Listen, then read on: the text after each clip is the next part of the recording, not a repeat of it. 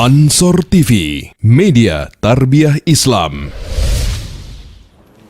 Assalamualaikum warahmatullahi wabarakatuh. Waalaikumsalam warahmatullahi wabarakatuh. Innal hamdalillah nahmaduhu wa nasta'inuhu wa nastaghfiruh wa na'udzu billahi min shururi anfusina wa min sayyiati a'malina.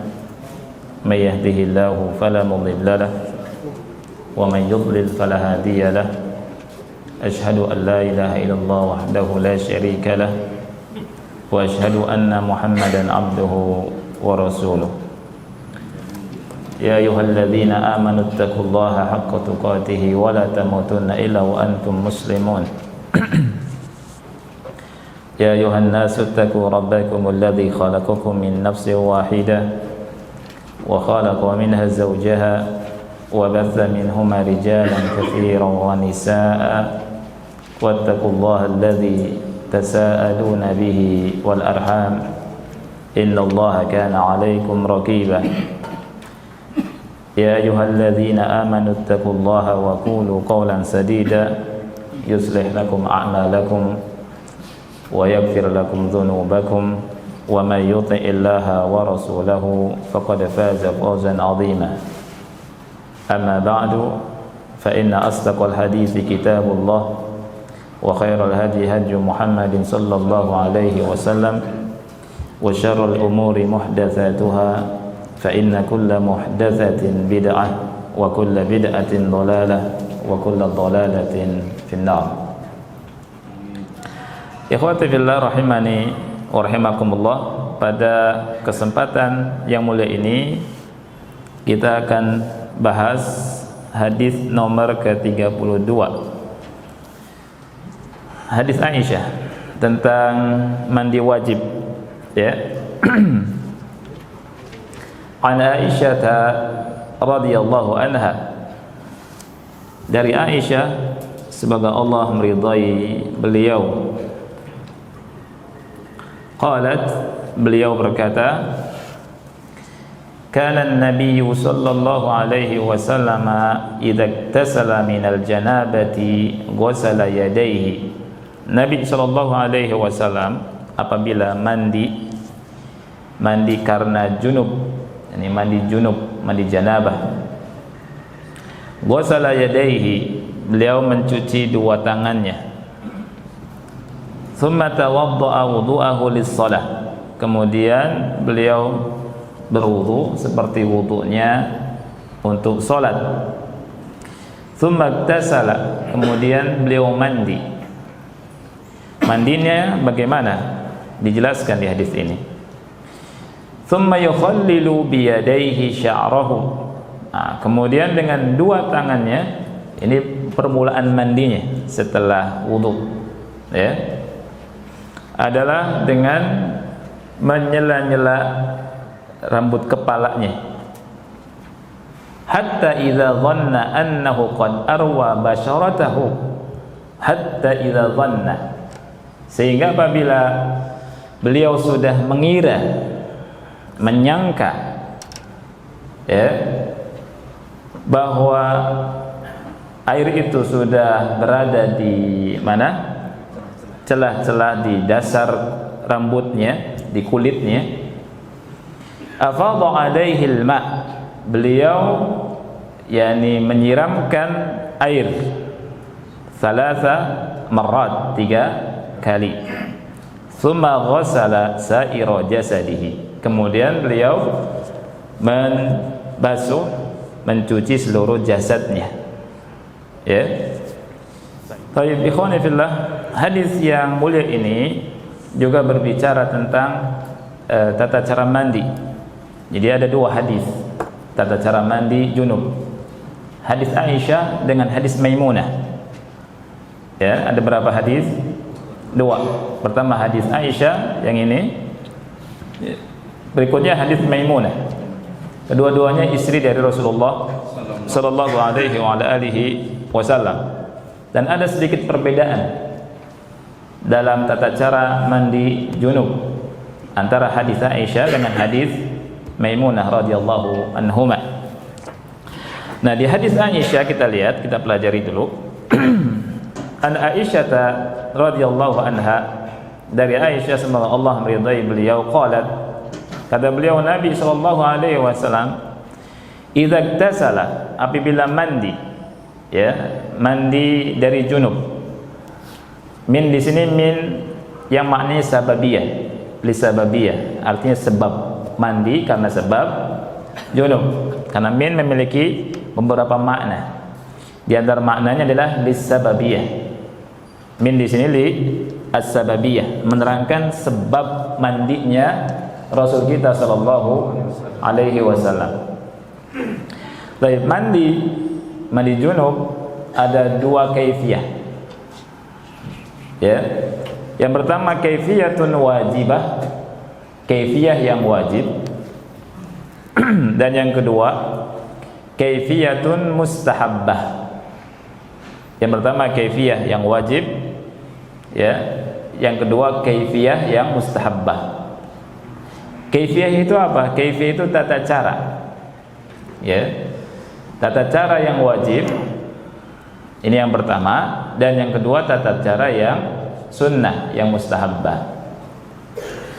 Tata cara yang wajib, bagaimana tata caranya?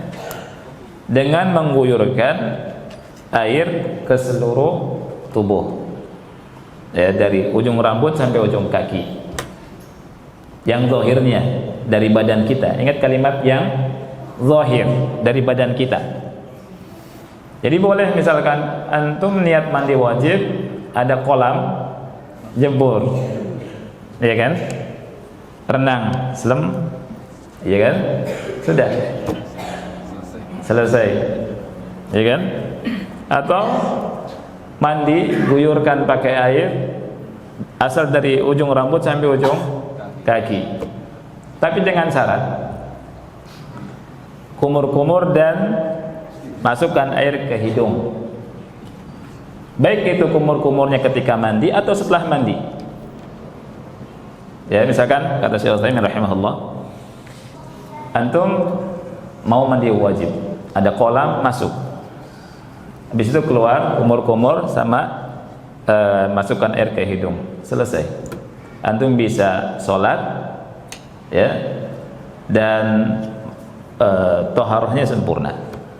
Ini namanya kaifiyah yang wajibah. Tayyib. Kalau misalkan mandi plung gitu, tidak kumur-kumur, lupa kumur-kumur, lupa masukkan air ke hidung, sah tidak mandi wajibnya? Tidak sah. Ini menurut pendapat Syekh Muhammad bin Shalih Al-Utsaimin rahimahullah. Kata beliau, harus diulangi mandinya, dan kalau dia sholat harus diulangi sholatnya. Kenapa? Dalilnya yang pertama, beliau menyebutkan dua dalil. Dalil yang pertama, ya, karena Rasul kita Shallallahu Alaihi Wasallam ketika bersuci mesti kumur-kumur dan memasukkan air ke hidung. Istinsyak namanya, madmadah dan istinsyak. Ini dalil yang pertama.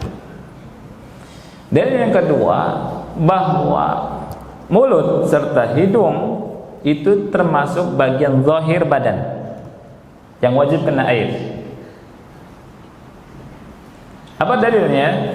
Dalilnya ketika kita puasa, kumur-kumur dan masukkan air ke hidung, batal tidak? Tidak membatalkan puasa kita. Oleh karena itu, ikhwan fillah, ketika kita mandi wajib, kalau tidak sempurna mandinya yang dicontoh sama Rasulullah SAW seperti dalam hadis Aisyah nanti akan kita bacakan, dan nanti hadis Maimunah, ya, kita mandi walaupun nyelam di bak atau di kolam renang, tapi ada harus apanya? Kumur-kumur dan masukkan air ke hidung, itu sempurna. Ya. Dalilnya adalah firman Allah Subhanahu wa taala surat Al-Maidah, ya. Allah berfirman, wa in kuntum junuban fatahharu. Apabila kalian junub, maka mandilah, bersucilah. Kemudian dalam hadis yang sahih Bukhari, Rasul kita sallallahu alaihi wasallam pernah memberikan air ke seorang laki-laki Kemudian Rasulullah SAW berkata, idhab fafrighu ala nafsik, pergilah dan guyurkan air tersebut pada dirimu. Rasul nggak jelaskan tata cara kaifiyah, bagaimana tata cara mandi apa wajib yang seperti dalam hadis Aisyah radhiyallahu anha. Ini yang pertama. Adapun kaifiyah yang mustahabbah, ada dua cara. Hadis yang pertama hadis Aisyah yang kita bahas. Kata Aisyah, kana an-nabiyyu sallallahu alaihi wasallam idza iktasala minal janabah, apabila mandi karena junub, ghasala yadayhi. Nah, ini cara-caranya. Ya, ini yang mustahabbah. Rasulullah SAW mencuci dua tangannya. Karena dua tangan ini kata ulama adalah al-alatani allatani yutahharu bihima. Ya, dua alat yang dengannya kita bisa membersihkan badan kita. Jadi Rasulullah SAW mencuci kedua tangannya untuk kebersihan. Ya, untuk kebersihan. Dan ini disunnahkan. Ketika kita mau mandi wajib atau wudu, disunahkan kita mencuci kedua tangannya. Di hadis ini, ikhwani fillah, kata ulama, tidak disebutkan mencuci kemaluan. Tidak disebutkan mencuci kemaluan. Tetapi di hadis yang lain kita dapati Rasul mencuci kemaluan. Makanya tidak boleh kita memahami hadis satu hadis. Nah, karena apa? Mencuci kemaluan, al-amru labudda minhu, mesti dilakukan. Kapan dilakukannya? Sebelum mencuci dua tangan. Mencuci kemaluan. Ya, dalam hadis Maimunah nanti Rasul sampai menggosokkan tangannya, kata Maimunah, di mana? Di lantai atau di dinding. Kita lanjutkan. Nah, ini tentunya setelah mencuci kemaluan. Rasul SAW mencuci kedua tangan. Dan hukumnya apa, ikhwan? Sunnah. Hukumnya sunnah. Baik. Syekh Utsaimin menyinggung permasalahan, artinya melebar sedikit. Nanti kita kembali lagi ke sini. Syekh Utsaimin berbicara tentang hal ghuslul yadaini wa tanshifuhuma qabla at-ta'ami minas sunnah. Apakah mencuci kedua tangan, ya, kemudian mengeringkannya atau ngelap dengan kain, apakah dia masuk ke sunnah? Ya, sekali lagi, ikhwan, apakah nyuci tangan sebelum makan, ya, dan mengelapnya, dan ngelap apa bahasa kita? Betul, ngelap, ya, mengeringkannya dengan lap, apakah sunnah? Apakah merupakan sunnah Rasulullah SAW atau bukan? Jawabannya tidak termasuk sunnah, tapi minal adah, termasuk adat yang baik. Ya, minal adah, bukan termasuk sunnah. Minat tanzif, untuk membersihkan. Sama seperti antum mandi di pagi hari, mandi di siang hari atau sore hari. Mandi di pagi hari, antum mandi sunnah atau tidak sunnah? Tidak sunnah, adat saja, adat kebiasaan antum, adat kebiasaan orang Indonesia. Mandinya 2 kali sehari, pagi dan sore. Antum bilang enggak, ini sunnah? Tidak bilang sunnah kan? Ah, itu. Ini yang harus kita pahami. Karena ada orang, ayo kita cuci tangan dulu sebelum makan karena sunnah. Lah, ini adat. Adat kebiasaan. Beda antara adat sama apa? Sunnah. Adat sama sunnah. Nah, tapi bagus cuci tangan untuk membersihkan kotoran. Tapi perhatikan, ketika kita ngelap dengan lap kain, ya, sudah bersih jadi kotor lagi. Apalagi di rumah-rumah makan. Ya, kadang kata Syekh Utsaimin, habis cuci tangan kita pakai lap itu kain, yang nyucinya tangannya kotor, atau ada yang sakit, bakteri nempel lagi. Ini percuma cuci tangan, ya tidak? Kecuali kalau ngelapnya dengan kain ini, tisu. Nah, itu mungkin kata Syekh Utsaimin. Ya, Tapi yang tadi disebutkan tidak termasuk apa? Sunnah, tapi apa? Adat, tanzim. Nah, kita lanjutkan ikhwah. Tsumma tawaddaa wudu'ahu lis-shalah. Kemudian Rasul sallallahu alaihi wasallam berwudu sempurna seperti beliau sallallahu alaihi wasallam ingin melaksanakan salat. Berarti sampai kaki. Karena di hadis Maimunah kakinya nanti dibelakangkan. Ya, di hadis Aisyah itu wudunya Rasul sallallahu alaihi wasallam dilakukan secara sempurna. Di hadis Aisyah ini. Ini perbedaannya dengan hadis Maimunah yang insyaallah taala akan kita bacakan mungkin pekan depan. Tsumma tawaddaa wudu'ahu lis-shalah. Tsumma igtasala, kemudian mandi. Nah, jadi ikhwah, cara memahami hadis harus lihat bagaimana ulama menjelaskan. Kalau antum hanya sekedar membaca hadis ini, ya, setelah antum wudu mandi dulu. Setelah mandi kemudian apa? Nyela-nyela. Ini tidak benar. Ya. Kan di sini siapa? Tsumma igtasala. Kalimat tsumma igtasala menjelaskan setelah wudu itu mandi. Tapi bagaimana caranya? Kaifa bada'a? Nah, bagaimana memulainya? Nah, itu. Memulainya setelah kalimat ini. Setelah wudu, untuk wudu salat, tsumma yukhallilu bi yadayhi sya'rahu. Kemudian Rasulullah SAW menyela-nyela dengan kedua tangannya rambutnya.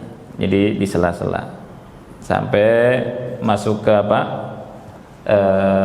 kulit, ya. Hatta idza dhanna annahu qad arwa basharatahu, sehingga apabila, ya, lihat, beliau sudah menyangka, mengira. Ini terjemahan yang lebih tepat, ya. Sehingga apabila dia sudah mengira, menyangka, dhann. Kalimat dhann kita terjemahkan ala babihi, sesuai dengan babnya. Iya. Sehingga apabila Rasulullah SAW telah menyangka, mengira bahwa sudah sampai ke kulitnya basah, ya. Baik. Dhann itu, perhatikan ikhwati fillah, ada dua makna dalam syariat.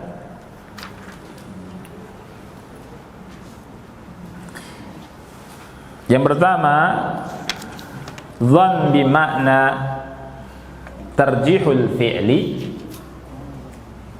Yang kedua, dhann bimakna tayakkunul fi'li. Yang pertama, dhann yang maknanya mengira, menyangka, 75% ke atas. Itu dhann ghalib namanya. Ada dhann maknanya yakin. Dhann yang maknanya yakin seperti yang Allah firmankan di surat Al-Baqarah ayat 46. Allah berfirman ayat sebelumnya, wasta'inu bis-sabri was-salah wa innaha lakabiratun illa 'alal khashi'in. Minta tolonglah kalian dengan sabar dan salat, sesungguhnya hal itu berat kecuali kepada orang-orang yang khusyuk. Apa kata Allah? Alladzina yadhunnuna annahum mulaqu rabbihim wa annahum ilaihi raji'un. Lihat, alladzina yadhunnuna, mereka adalah orang-orang yang yakin, terjemahannya kalau di sini. Ya, bukan orang-orang yang menyangka. Nah, ini dhann yang bermakna yakin. Ya, adapun dhann yang ada di hadis ini, dhann yang sesuai dengan babnya. Iya, menyangka, mengira. Nanti kita jelaskan yakni faedahnya. Ya, karena ikhwati fillah, di antara faedah yang bisa kita ambil dari hadis ini, kata ulama, kata Syekh Utsaimin, al-iktifa'u bidhanni fi babit taharah.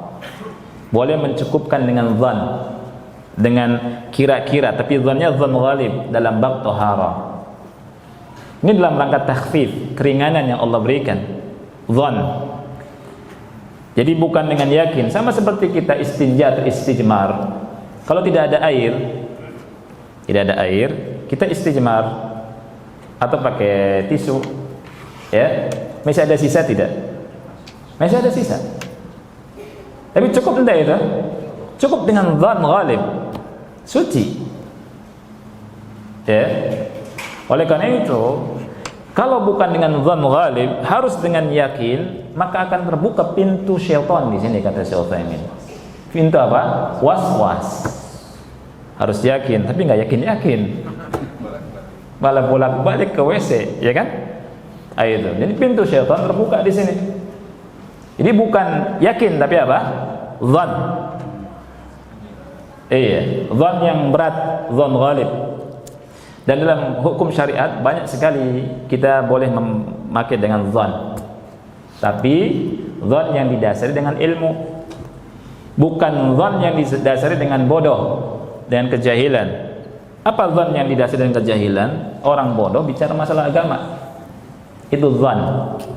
Seperti misalkan ada orang yang mengatakan, kalau saya kira gitu ya, kalau saya kira orang sakit itu tidak harus sholat, para wanita tidak harus pakai jilbab. Ini dzan yang apa? Dzan yang jahil, yang menyimpang. Adapun dzan yang pada tempatnya boleh. Dzan pada tempatnya boleh. Ya. Adapun dzan dalam bicara masalah agama, seperti kita dialog, misalnya saya kira begini, saya kira begini, tidak benar, nggak boleh. Tapi yang dzan pada tempatnya itu boleh. Oleh karena itu yang tepat terjemahannya adalah dzan di situ apa? Menyangka, menduga. Ya. Karena kadang gini, kawan, kadang lihat hadis, lihat terjemahannya. Begitu juga ketika Anda lihat tafsir, terjemahan Quran, lihat tafsirnya. Karena pengalaman banyak yang keliru. Nah, kemudian salah satu penerbit minta anak ngoreksi. Kemudian anak koreksi sampai ke hadis tentang sholat isya yang boleh diakhirkan pertengahan malam. Lafadznya a'tama. A'tama Rasulullah SAW, ya, al-isya ila nisfil lail. Ya, Rasulullah SAW kan lafadznya a'tama. Nah, a'tama itu saya lihat terjemahannya, Rasulullah SAW pakai imamah sampai pertengahan malam. Di hadis, di terjemahannya itu Rasul ya memakai imamah dari isya sampai pertengahan malam. Ini kan kalau orang awam baca hadis ini, oh Rasul pakai imamah nih sampai pertengahan malam nih, dia pakai imamah terus, ya, ini kan gak ada kerjaan, ya tidak? Nah, ini karena gara-gara apa? Tidak lihat syarah hadis. Oleh karena itu ketika mau menerjemahkan, lihat syarah hadisnya, lihat gharib hadis, lihat keterangan dari ulama. Nah, itu. Ini salah satu hal yang harus kita perhatikan. Oleh karena itu, ketika antum melihat terjemahan, ya, ketika yang menerjemahkannya adalah kawan-kawan ahlus sunnah yang thiqah, alhamdulillah kita tenang, ya. Tapi kalau yang menerjemahkannya adalah misalkan bahasa Arab belum bisa, itu mesti ekstra terjemahannya. Kita lanjutkan ikhwati fillah. Karena ini ilmu agama. Ilmu agama itu sesuatu yang besar. Ya, sesuatu yang besar yang tidak boleh kita berbicara kecuali di atas ilmu. Setelah itu kata Aisyah radhiyallahu anha, afadha alaihi ma'a thalatha marrat. Rasul sallallahu alaihi wasallam menyiramkan kepadanya air 3 kali. Siramkan sama Rasul 3 kali, kemudian Rasul SAW mencuci semua jasadnya. Ya, ini tata cara mandi yang disebutkan oleh Aisyah radhiyallahu anha, mandi yang mustahabbah. Ya, mandi yang mustahabbah. Kemudian hadis berikutnya, hadis ke-33, wa kanat radhiyallahu anha taqul, dan Aisyah radhiyallahu anha berkata, kuntu agtasilu ana wa Rasulullah sallallahu alaihi wasallam min ina'in wahidin. Aku pernah mandi bersama Rasulullah sallallahu alaihi wasallam dari satu bejana. Naktarifu minhu jami'an. Kami semuanya menciduk, artinya apa namanya? Menciduk ya, menciduk, menggayung bersamaan ya. Sampai dalam hadis yang lain itu salah satu di antara berdua mengatakan ibkili, sisakan untuk saya, sisakan untuk saya. Ini menunjukkan airnya apa? Sedikit ya. Nah hadis yang mulia ini ikhwan fillah, ada beberapa pelajaran ya yang bisa kita ambil. Yang pertama, annahu yanbaghi lil insan idza tasala an yutabbiqa fi'la rasuli sallallahu alaihi wasallam li umumi qaulillahi ta'ala laqad kana lakum fi rasulillahi uswatun hasanah. Hendaknya bagi seseorang apabila mandi junub ya, dia mencontoh dan mempraktekkan apa yang dicontoh oleh Rasulullah sallallahu alaihi wasallam dengan dasar keumuman firman Allah Subhanahu wa taala dalam surat Al-Ahzab ayat 21. Allah Subhanahu wa taala berfirman, laqad kana lakum fi rasulillahi uswatun hasanah. Sesungguhnya telah ada pada diri Rasulullah sallallahu alaihi wasallam untuk kalian suri tauladan yang baik. Dan dalam mengikuti sunnah Rasulullah SAW dalam mandi dan dalam semua hal, kita mengharapkan dua pahala minimalnya, dua keutamaan.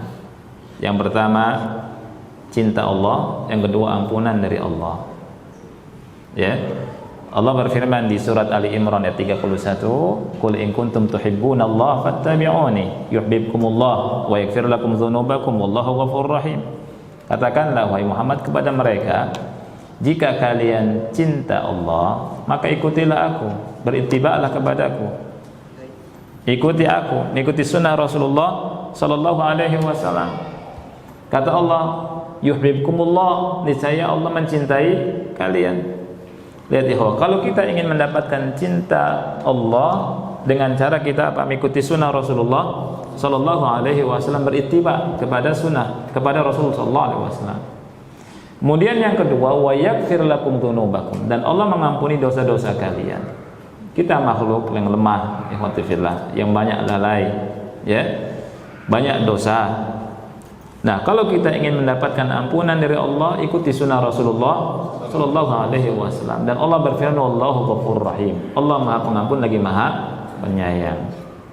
Nah, kesempatan mandi, kita ingat ini sunnah Rasul. Kita cuci tangan setelah cuci kemaluan, kemudian kita lakukan seperti apa yang dicontoh oleh Rasulullah sallallahu alaihi wasallam. Mandinya dapat pahala, dapat cinta Allah, dapat ampunan dari Allah Subhanahu wa taala. Ini sunnah, ya. Faedah yang kedua, ikhwan fillah,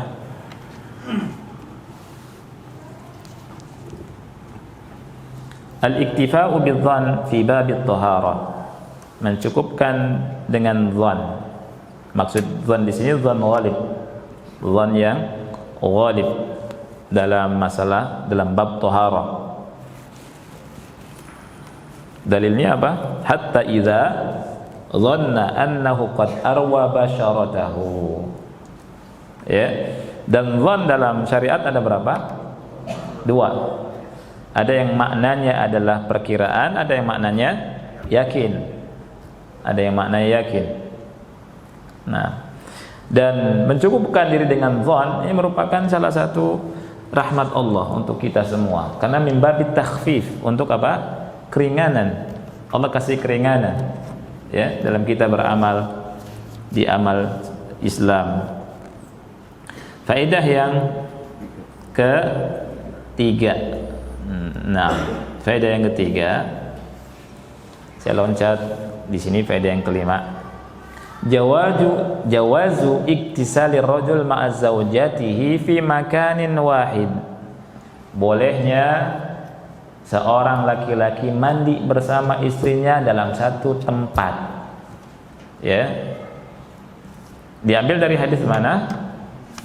Hadis yang kedua, Aisyah menceritakan, aku pernah mandi bersama Rasulullah SAW dan sama-sama menciduk air. Dan ini menunjukkan bahwa bolehnya laki-laki dengan istrinya membuka auratnya. Kata Syekh Utsaimin, an yakuna kashifal aurah. Hadza huwal waqi'. Ya. Ada pendapat yang mengatakan tidak boleh buka aurat. Tapi yang tepat, kalau ke istri sendiri ini boleh. Kalau ke istri sendiri ini boleh. Wallahu a'lam bishawab. Faedah yang keberapa? Keempat. Yaitu pada keempat tadi, jawazu kasfir rajul auratahu lil mar'ati wal mar'atu aurataha lirrajul. Bolehnya seorang laki-laki ya membuka auratnya di hadapan istrinya, begitu juga istri boleh membuka auratnya di hadapan suaminya. Faedah yang keberapa sekarang? Faedah yang ke-5. Istihbabu an yusyarika az-zawju zawjatahu fil a'mal. Disunnahkan suami istri itu saling tolong menolong, bantu membantu, bahu membahu ya, bersamaan dalam aktivitas, dalam beramal, dalam beraktivitas ya. Dan ini menambahkan sayang ya. Jadi suami istri ketika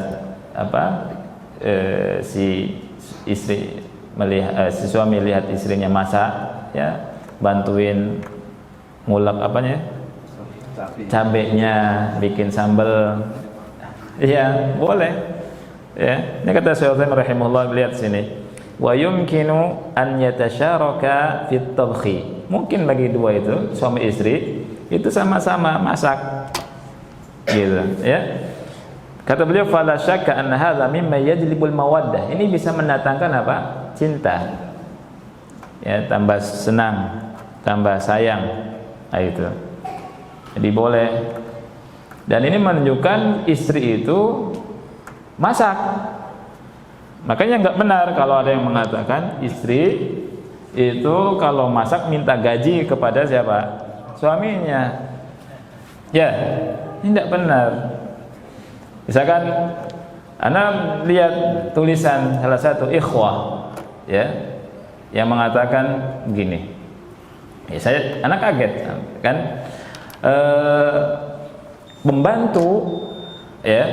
pembantu digaji, supir digaji, ya kan? Yang mana dia pergi, bisa pergi pulang pergi kan gitu.